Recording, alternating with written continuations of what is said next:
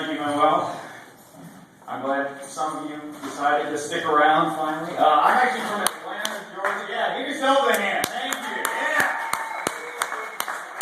We don't care that it's fucking 11:45. We're staying here till it's over, right? All right. All right, I'm from Atlanta, Georgia. That's not a joke.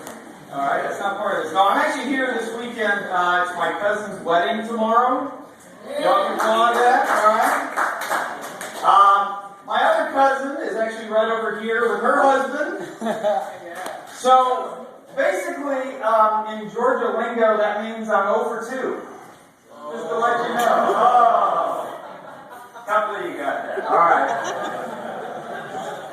No, we don't run that way. We don't run that way. Now, speaking of marriage, New York just passed gay marriage. Anybody? All right. Yeah. But I don't know why everybody's so excited about this. You know, I really don't. Have you seen married people?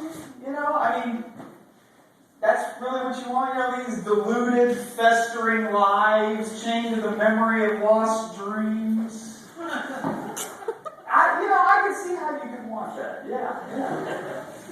There's really, in my opinion, there's really only a solution to this to make everything equal, and that is that all marriages should be illegal.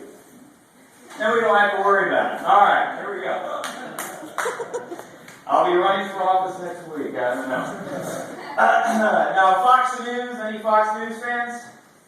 All right. The rest of you are going to like this next part. Okay. All right. Fox News. Their tagline is "Fair and Balanced." Right? Fair and balanced. Fair and balanced. If Fox News is fair and balanced, then I'm dead and Lady Gaga. All right. I mean, the lies that this station tells, I'm waiting for Bill O'Reilly to come running into the studio like, I'm a real boy.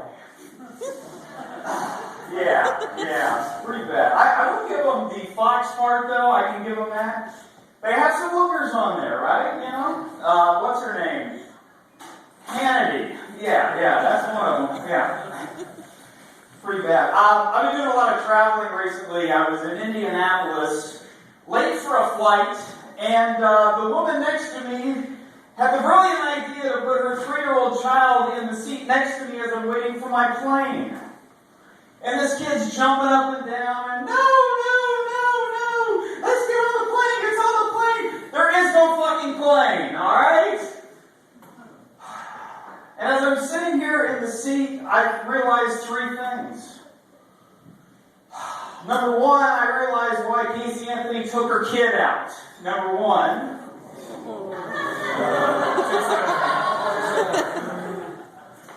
Number 2, why she had the realization that's not far enough. Fuck this. I'm duct taping this thing. Screw this. And why 12 people said, you know what, girl, we understand. You get the fuck out of here. Nobody liked that. Anyway, my name is Paul.